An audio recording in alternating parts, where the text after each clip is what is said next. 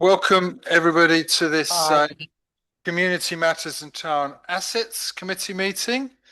Um, Jenny's joining us online, but is giving her apologies after about 25 minutes to go to another meeting. And Emma is also giving her apologies, Emma Blackmore. Is anybody else that's on the committee? Apologies, no. So can we have a vote, hopefully in favour of that? I'm happy to propose it. Somebody second it. Paul. Okay, so that's agreed. I'll then go back to the fire safety because I'm very keen on that. So there's an exit there, and there's an exit there, and take due diligence and get yourself to the car park as you walk across the road and avoid cars brushing by you, and don't come back for your umbrella. So that's the fire safety procedures. If anybody's got any particular interest that might be a conflict with the agenda items, please say now, or if it arises in your thinking as we go through the meeting, please say. So is there anybody with a potential conflict of interest to declare? No. Okay. Chair's updates. Okay. There's a lot that could be said about devolution, but I won't be saying a lot. Well, I don't think I will.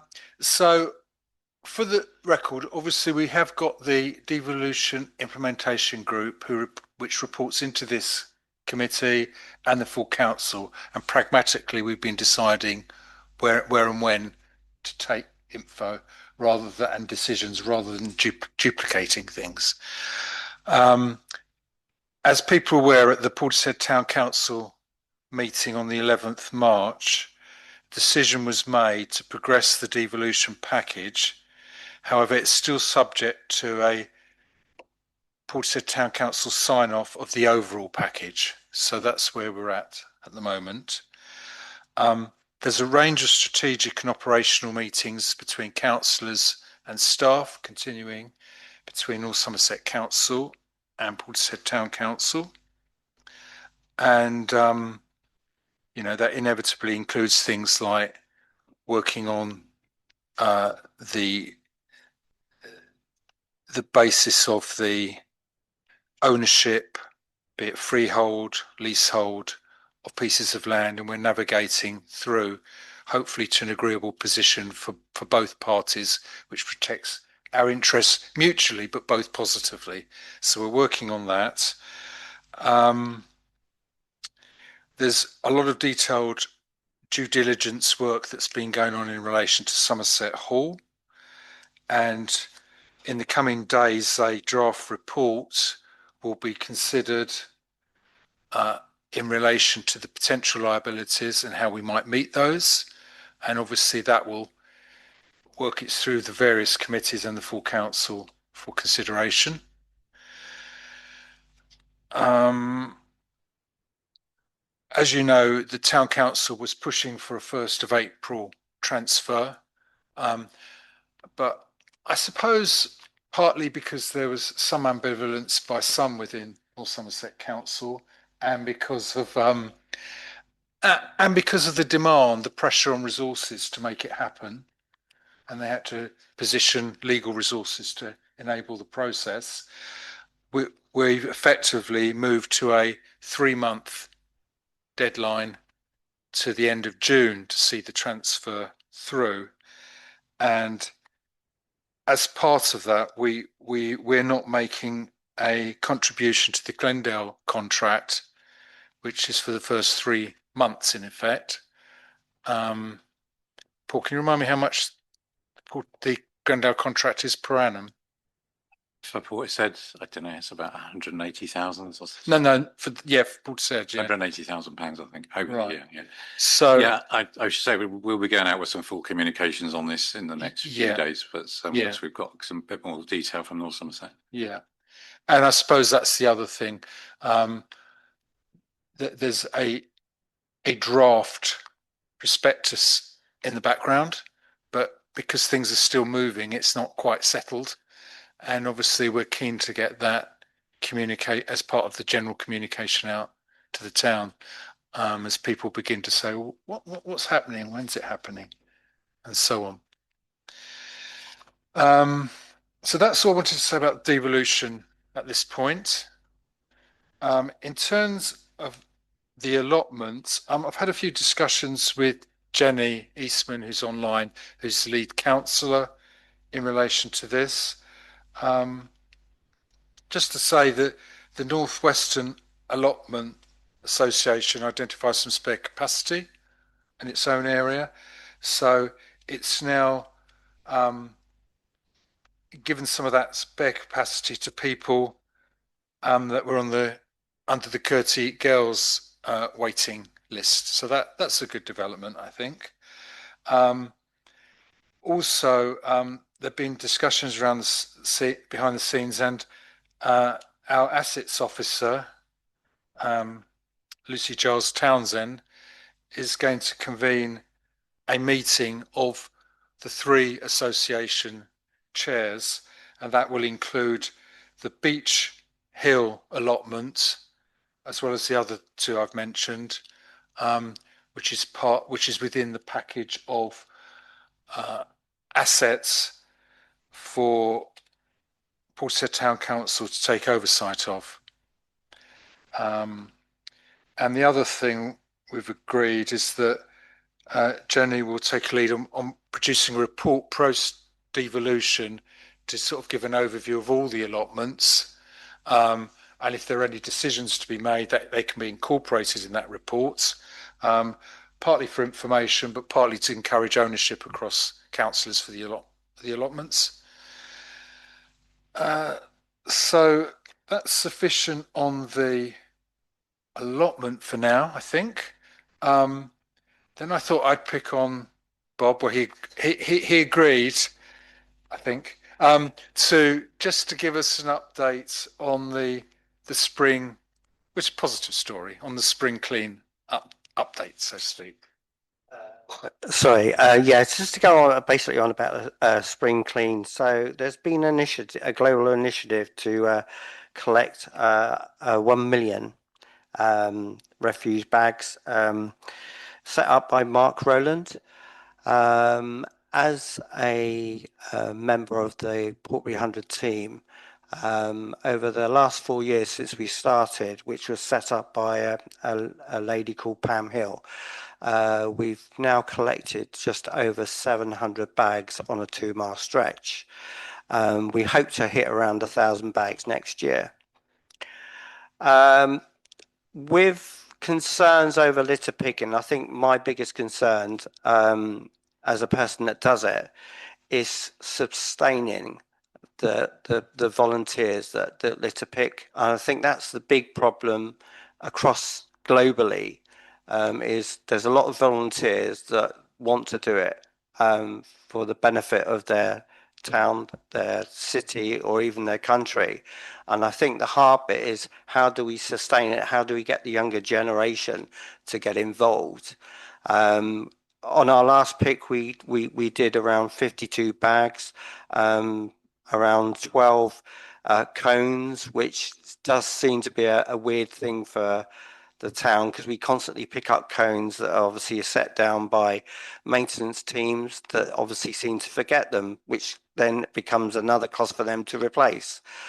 But in essence, I think that is my biggest worry, is how do we sustain it? And I think as a town and a town council, with the support of Turn the Tide and the Portbury 100 Clean team, we need to progress this and make it sustainable for the future. Yeah, thank you. And just to add there, we are going to discuss it a little bit more at the business meeting on Friday, because we obviously noted the activity of students in Bristol, and provides an example. So, yes, Janet, would you like to speak? Go ahead. Are you able to return the cones to their owners? So what we've done in the past is we've taken them up to the recycle centre because they do use quite a few cones. I don't know if obviously you've been up to recycle centre, you'll see them up there. And we do know the maintenance team do pick them up from there. So it is a case and a form of recycling, but obviously I can't monitor that. But yeah, it just seems a bit weird that we seem to be picking up so many cones on the Portby 100. It could be progressing, yes, Janet. I won't go there. Let's hope there aren't so many bags to collect because people stop throwing so much rubbish, eh? Yes. Right, Chair, just on the last note about the allotments, just to note, because Jenny was there as well, just to mention that the Northwestern Allotment Association have updated their contract as well. I don't know if you mentioned that one. No, because we thought we would incorporate all that within a fuller report in due course. Yeah. Sorry, Martin was trying to get in. Yeah, go on, Martin. You're very well behaved. So litter picking is concerned on a younger generation. Have we got any idea that we can get into schools and I don't know how they would fit that into their curriculum and stuff. But yeah, I mean, the schools do that kind of stuff with the kids. So yeah, I think we need to sort of talk about it in the round and come out with a strategy for litter moving forward, which is kind of what Bob's point is. But, okay, thank you.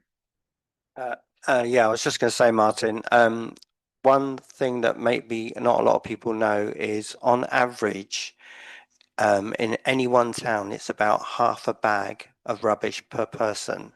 So if we estimate Portishead as nearly hitting 30,000, that's 15,000 bags that are situated within the town. And that is quite a concern. I think the people that joined us, the 6 councillors that joined us the other weekend, as you were obviously clearing up the rubbish from the curbside on the grass verges there, you could actually feel the additional rubbish that's underneath that grass. Okay, that's enough on rubbish for now. Paul, if maybe you could mention the consultation event and the lighthouse. Yeah, okay, I'll do those. Yeah, so some publicity will go out very shortly, but we're running a lake grounds consultation event on the 20th of April in the Somerset Hall. It's basically to ask people, A, to let people know what our current plans are for the lake grounds when we take them over, and B, to get their ideas for the future. It'll be in the evening. I think it starts at 7 p.m. Just to sort of signpost that. So that'll be specifically a community consultation or community conversation, for better phrased, on the 20th of April on the lake grounds. The Blacknall Lighthouse. So some people might notice there was some flurry of activity on social media again yesterday. So what has happened? There's an organisation called the National Coastal Wash Institute, I think it's called NCI. They volunteer. It's a voluntary charitable group, and they sort of fill in places where a Trinity House no longer provides kind of government lighthouse services, if I put it like that. Obviously, they're there to try and mainly for local sailing clubs, and I mean, large container ships have got their own sonar and whatever else they've got on board. So it's mainly for sort of smaller shipping to protect them. They did show an interest in the lighthouse as a home, but I've spoken to the key holder. So they were after some keys, basically. But I've spoken to the key holder who told me, A, the lighthouse is not safe, and B, it's not insured at the moment, and C, it's owned, well, probably currently by somewhere between the Crown Estate and the Treasury. All right. So I spoke to the person who was hoping to show the coastal watch around and said it's not really appropriate at the moment for all those reasons. So that person is fine with that. But we, as we said earlier in the year, I think we're trying to do is to get the land from the Crown Estate into the town council, and then we can work with the community to see how we should best maintain it. So that's still the current plan. I think that's pretty much the summary of it. Okay. I mean, I would observe it's quite an iconic feature for the town. Yeah. The other thing to say is, the room inside it, if you look at it, at the top, there is a bit of space, which is where the revolving light used to be, which has been taken out, but it's only enough for two people to stand up. And you probably have to do a bit of a dance to Quite romantic. move around. So it's not appropriate as a, you know, the coastal watch people. They generally have a couple of desks, you know, a couple of computers and some binoculars. That's kind of that, you know. So that's their general requirement. So I don't know. No, it's no. The north. Yeah, no point. Blacknor Lighthouse was for. Yeah. You said at Yes. Did you want to say something, Janet? you said at the top. What about the bottom? Is there space for people to sit at the bottom? Well, no, because it's if you there's nothing at the bottom. There's a ladder. You know, it's obviously like a so like a Dalek shape, isn't it? Yeah, it's like a Dalek shape, and the bottom is just air. There's nothing there, and there's a ladder, and then the top bit is where the light used to be. Okay, and that is a little room basically which you can go into. Yeah, and there's a couple of benches around it, so there is no space below it. Okay. There we go. Thank you, Paul. Yeah. Yeah. Just a relatively small matter, but I just wanted, we've got something called procedural clarification. I've noticed that we seem to have votes on things that are being presented for information, and I find that really quite an unusual approach. If we want to discuss them, there's no reason why we shouldn't discuss them or even put them on the agenda for a debate. But if they're just for information, there's no need that I could see for us to vote on them to pass them. So I clarified whether Paul, Steve were of the same mind, and Steve also consulted our previous interim clerk, and we were all of the persuasion there was no reason why we have to do that. So my suggestion is, going forward, there is no need to vote on things that we are presenting for information. That doesn't preclude discussing them, of course. That was the point. Does that make sense? Yeah. Okay. So the minutes of the last meeting, which I have looked at, although I don't have a copy to sign here. Are there any points, matters arising, or accuracy that anybody wanted to flag? No. Therefore, can I have a proposer for them? Janet and Martin seconded, and if we could take a vote on those, I believe that's carried. So public participation and report 6 and 7, reports from external organisations. I don't think we've got anything on either of those standing items today, so we'll move on. No one online? No. Jenny's still there.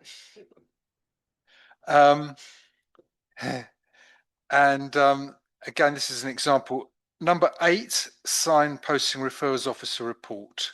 It's for information. Janet?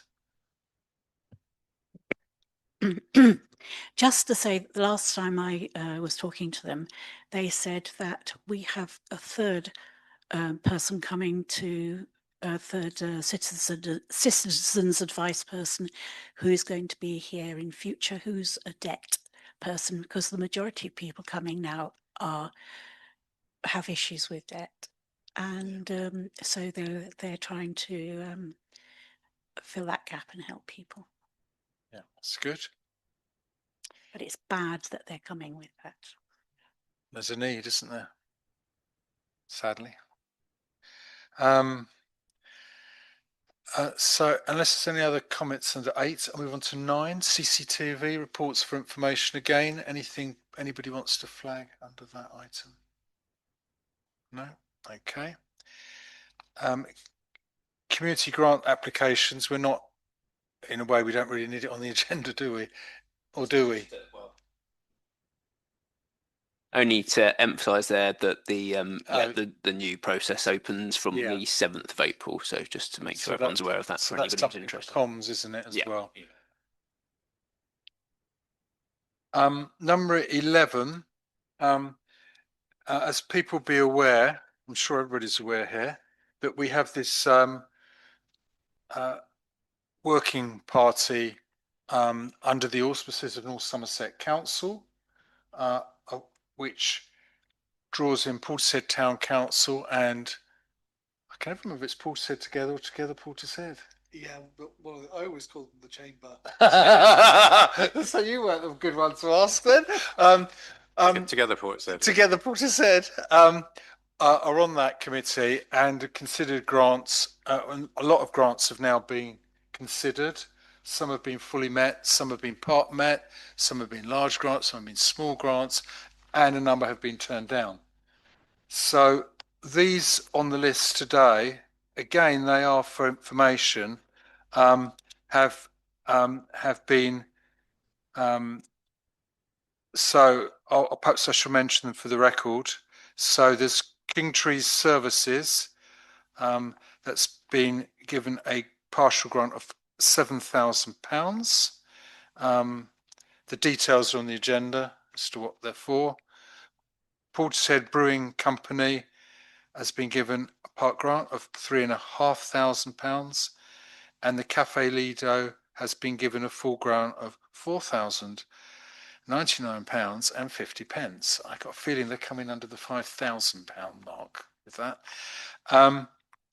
So that's all been I think that's a good news story. And I did actually have I'm reminding myself, I did have a discussion with the North Somerset officer, Oliver Golkin.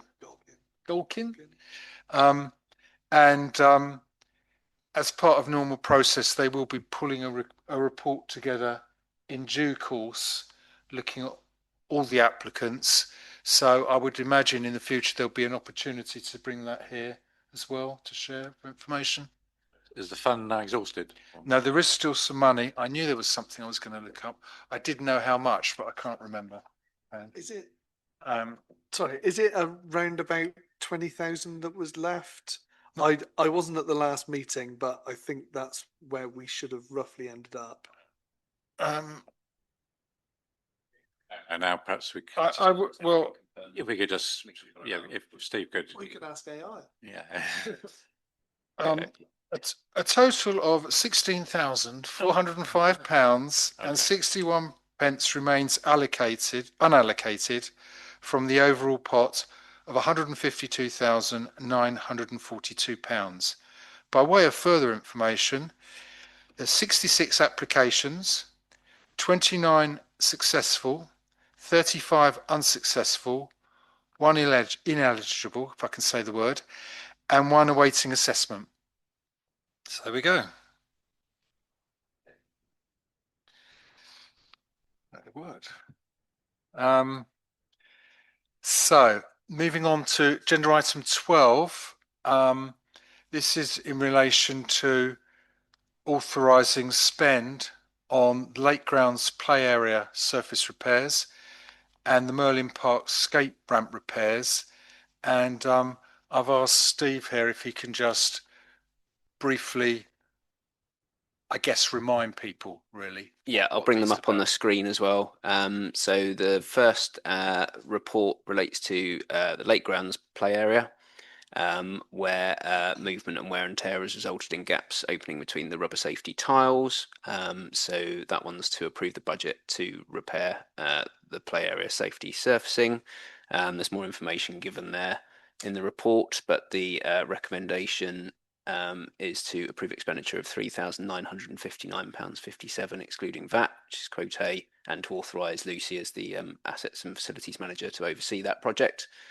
Okay. The second one as well. The second report relates to Merlin Park skate ramp repairs. So this is a resubmitted report due to the original provider not being able to honour their quote or undertake the work. So it's the same piece of work that was previously approved on the 26th of November 2025. Again, due to wear and tear and fire damage that has caused delamination and pitting of skate ramp surfaces. And just to reiterate there in terms of the recommendation, so that's to approve expenditure of £6,400 excluding VAT, and again to authorise Lucy in her role as assets and facilities manager to oversee that delivery. Thank you, Steve. Any points of clarification or comment? Roger first. then Yeah, Janet. on the Merlin Park skate ramp, I just wondered why it was that we had a quote that the contractor was unable to fulfill, and if that whatever that problem was, I don't suppose I need to know what the problem was, but whatever the problem was, have we checked with the new contractor to ensure that they don't have or won't have a similar issue? I can certainly take that away and provide that clarification and make sure that's noted. Yeah. Thank you, Janet. Mine's in the region of any other business. Oh no, we're not there yet. Ah. So, order. So, could we have? I suggest we take both of them together, unless there's any points of contention or clarification needed. So somebody could propose them. Paul, seconder. Marianne, all those in favour? So they're duly carried. And the next item is comms from this meeting. So, Janet. Is it possible for us to mention any other business first, because it might be suitable to add to comms? We'll mention it now then. It's Martin, actually. I spent a couple of hours with Martin today because he is producing another of his wonderful maps. Yes. We did have a good session. Sorry, we did have a good session today. We've actually written the whole route now, ready to be printed. They don't. No, all right. Sorry. Okay. Well, we've decided to start from the precinct. So we start at the old mill. We're going to walk up the town, looking at most of the Victorian architecture, which people tend to miss because they're looking at the shops. I photographed lots of interesting pieces. For example, lions' heads over the old Lloyd's Bank building and things like that. And we're taking that all the way through. I've mentioned the plough. We mentioned Tudor Garage, which used to be a bakery, and I picked out the old post office, and then of course we got as far as the poacher, which has got an interesting. How much of this do you want me to say? Is it a heritage trail or is it a pub crawl? Yeah. Well, yeah. Does it incorporate? But it's all part of the same thing, isn't How it? far does it go? This walk? Sorry. How far does it extend? I mean, does it go up? Oh, right, no, well, I haven't finished yet. So from them, we're going to do the old town from here, up to the church, and then down Church Road North, across the churchyard, back to the south again, picking up various points on the way, the courthouse, that sort of thing. We're then going to go down, pick up the old. There's a white building on the left-hand side, yes, which was called the Old Farm. I picked up Clarence House in particular because Eve Wiggin used to live there.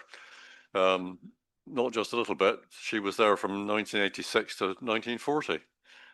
So, yeah, sorry, what was I saying? 1896 to 1940. So it was her home for a very long time, which I didn't know, to be precise. And we walked down there and pick up the dairy just across St. Peter's Road. Going off down towards Gordano School, where they're going to pick up all the interesting places there. Birdtree Cottage. They're going to pick up the Manor House. Going to talk about the British Romano villa underneath that they found underneath Gordano School. Going to walk up the road and pick up the friend's house. Going to walk further up the road, and there's a house called Greenfield, which used to be Greenfield Farm, which is all part of the old manor, one of the three manors in the town. Across the road, there's a nice little pathway that goes underneath the house and takes you up to the Garstangs. We're going to go across there again, pick up Church Road North, and back to the church. I've written a fair bit about the church, taking all the famous people that are in it. So we looked at the Waverley window and looked at the purple window. Looked at the old font, which is 11th century. Sorry. Weatherly. Yeah. What did I say? Okay, well, Weatherly. Sorry. And the town cross, of course, and a couple of interesting graves in the churchyard, which include the Weatherly family and Victor Halliwell. Just anybody know about Victor Halliwell? No, perhaps not now. No. No. Well, No. unless people want to hear it now. Famous person anyway of Right, the town, famous son of the town. And that sort of concludes the tour. So that's what this is all about. Right. We've written that into I think it's a good guide altogether. And I've got photographs that will pick up all these various places. So we'll number them from 1 to 20, I think it is. I want to produce a set of leaflets very much like the ones we've done for the sculpture trail. Yeah. So that's where we're at. There's potential to keep adding trails around Portishead, isn't there? Well, really?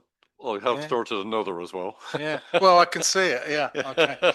So, is there anything? Is there anything you need to flag in terms of next steps with this, or to use a phrase?